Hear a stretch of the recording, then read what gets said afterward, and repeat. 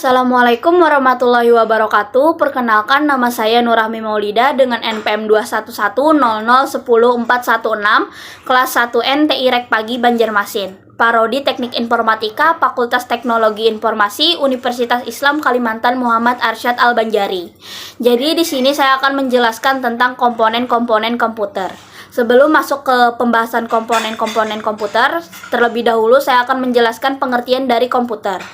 Pengertian komputer berasal dari kata Latin komputer, yang artinya menghitung. Pengertian komputer adalah perangkat elektronik yang dapat diprogram, yang menerima data mentah sebagai input dan memproses sebagai sekumpulan instruksi atau program, untuk menghasilkan hasil sebagai output. Selanjutnya, komponen komputer ada 3. Yang pertama, hardware, perangkat keras. Yang kedua, software, perangkat lunak. Dan yang ketiga adalah brainware. Selanjutnya, kita akan membahas tentang fungsi dari motherboard.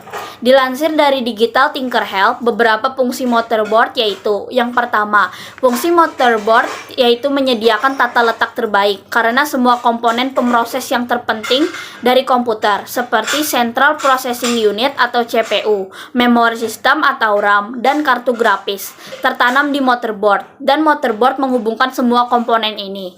Ini dikenal sebagai hubungan komponen. Motherboard memiliki papan sirkuit, dan pada papan sirkuit ini dirancang dengan jalur yang berbeda, yang dikenal sebagai buses. Fungsi motherboard melalui jalur tersebut berguna untuk mentransfer data ke semua komponen komputer. Fungsi motherboard yang berikutnya yaitu mengatur dalam mengedarkan daya untuk bagian-bagian komputer sesuai dengan kebutuhan setiap bagian. Fungsi motherboard yang selanjutnya adalah sebagai pusat komunikasi ke seluruh komponen komputer yang terhubung, baik secara langsung ataupun tidak langsung. Motherboard membantu mengirimkan semua lalu lintas data untuk semua bagian komputer sesuai kebutuhan per bagian. ROM atau Read Only Memory terpasang pada motherboard. ROM yang disimpan pada program dikenal sebagai BIOS atau Basic Input atau Output System. Data melalui BIOS ini, fungsi motherboard memberikan bantuan untuk proses booting saat menyalakan daya komputer. Fungsi motherboard yang terakhir yaitu memungkinkan menghubungkan berbagai komponen komputer langsung atau tidak langsung. Ada beberapa peripheral seperti printer, keyboard, jack audio, hard drive, dan mouse, yaitu menghubungkan langsung ke motherboard melalui berbagai port, soket, dan konektor. Selanjutnya kita masuk ke pembahasan bagian-bagian komponen motherboard dan fungsinya.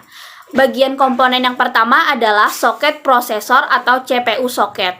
Soket CPU atau prosesor soket ini salah satu bagian dari motherboard. Ada 2 tipe soket yang biasanya digunakan yaitu LIP dan JIP. LIP sendiri ialah soket model lama, singkatan dari Low Insertion Force.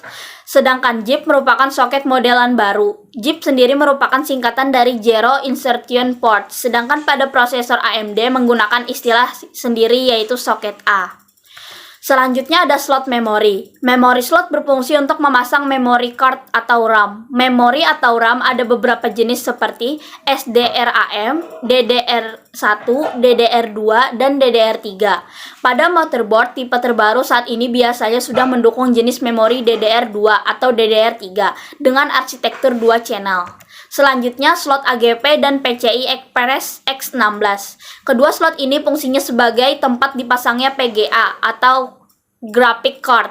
Kedua slot ini berbeda jenisnya. AGB adalah jenis lama dan sudah jarang ditemukan di motherboard jenis baru. Kebanyakan motherboard sudah pada menggunakan slot PCI Express untuk penghubung dengan kartu grafis. Selanjutnya ada slot PCI. Slot ini digunakan untuk memasang berbagai macam peripheral tambahan. Slot PCI ini biasanya tersedia lebih dari 1 slot, karena untuk mengantisipasinya banyaknya peripheral tambahan yang terpasang nantinya. Selanjutnya ada slot ID dan slot SATA.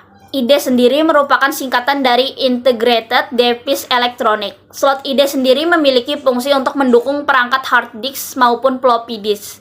Sedangkan SATA atau Serial Advanced Technology Attachment berguna untuk menghubungkan serial ATA. Namun pada saat ini pada sebuah motherboard terdapat kedua slot ini, karena sebelumnya pada sebuah motherboard hanya terdapat salah satu slot saja. Selanjutnya ada BIOS. BIOS atau Basic Input Output System merupakan sebuah chip yang berfungsi sebagai pengontrol perangkat keras yang terpasang pada komputer. BIOS bertanggung jawab atas kesiapan komputer dalam melakukan booting dengan mengecek hardware yang terpasang pada komputer.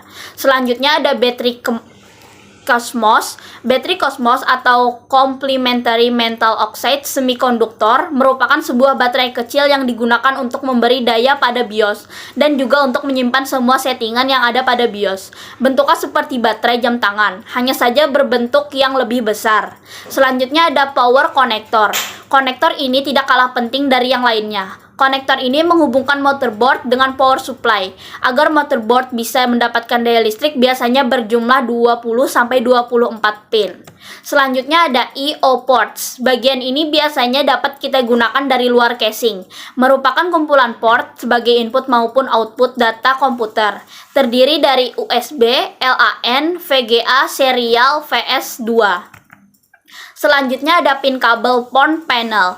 Bentuknya seperti jarum-jarum. Digunakan untuk memasang tombol power, restart, LED power, dan LED hard disk. Untuk memasang kabel-kabel yang ukurannya sangat kecil ini, kita biasanya dibantu dengan bacaan yang ada di sekitar pin PON panel di setiap motherboard. Sekian penjelasan singkat dari saya. Jika ada salah hilap, mohon dimaafkan. Wassalamualaikum warahmatullahi wabarakatuh.